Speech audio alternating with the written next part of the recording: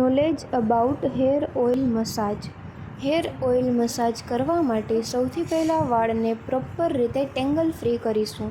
Proper રીતે વાળ ટેંગલ free થઈ જાય ત્યારબાદ વાળમાં સેક્શન પાડી અને નાના નાના પાર્ટમાં રૂટને કવર કરતાની સાથે ઓઇલ અપ્લાય કરીશું. અહીં કોકોનટ ઓઇલ યુઝ કરી શકીએ છીએ. કોકોનટ ઓઇલને કોટનની મદદથી નાના નાના સેક્શનમાં વાળના પાર્ટ પાડી અને અપ્લાય કરી દેવાનું. પૂરા સ્કેલ્પમાં વિડીયોમાં દર્શાવ્યા મુજબ ઓઇલ અપ્લાય થઈ જાય ત્યારબાદ કસ્ટમરને અનુકૂળ હોય તેટલા વજનની સાથે આંગળીઓના ટેરવાની મદદથી રાઉન્ડ ડાયરેક્શનમાં મસાજ આપવું. મસાજ આપતી વખતે વજનનું ખાસ ધ્યાન રાખવું. કસ્ટમર અનુકૂળ હોય તેટલા વજનની સાથે રિલેક્સ થાય એ રીતનું મસાજ કરવું. પ્રોપર મસાજ થઈ ગયા પછી આ મસાજને 2-3 વખત રિપીટ કરી શકીએ છીએ અથવા તેથી વધારે વાર પણ રિપીટ કરી શકીએ છીએ. તે આપણે આપણી અનુકૂળતાએ જોઈ શકીએ છીએ.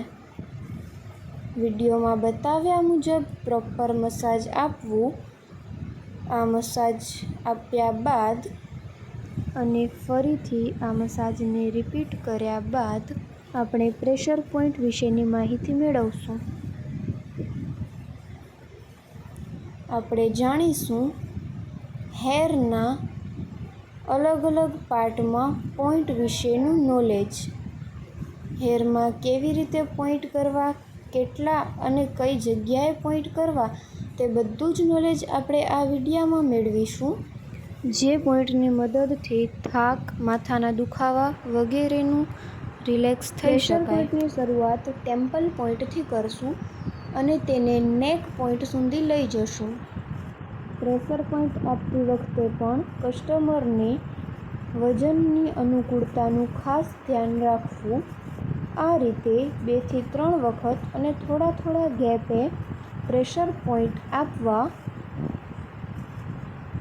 ત્યારબાદ બધા જ વાળને એકસાથે ઉપર લઈ અને નેકના ઉપરના ભાગમાં 5 આંગળીઓના ટેરવા વડે પ્રેશર પોઈન્ટ આપવા અને કાનના બંને પાછળના ભાગ પર પણ પ્રેશર પોઈન્ટ કવર કરવા. પ્રેશર પોઈન્ટ અને મસાજ 10-15 મિનિટ થઈ ગયા બાદ વાળને ફરીથી ટેંગલ ફ્રી કરી અને કસ્ટમરની રિક્વાયરમેન્ટ મુજબ વાળને સેટ કરી દેવા. આ રીતે રિલેક્સ થઈ ગયા જેવું હેર ઓઇલ મસાજ કરી શકાય છે, જેનાથી આરામ મળે અને થાક પણ દૂર થઈ જાય.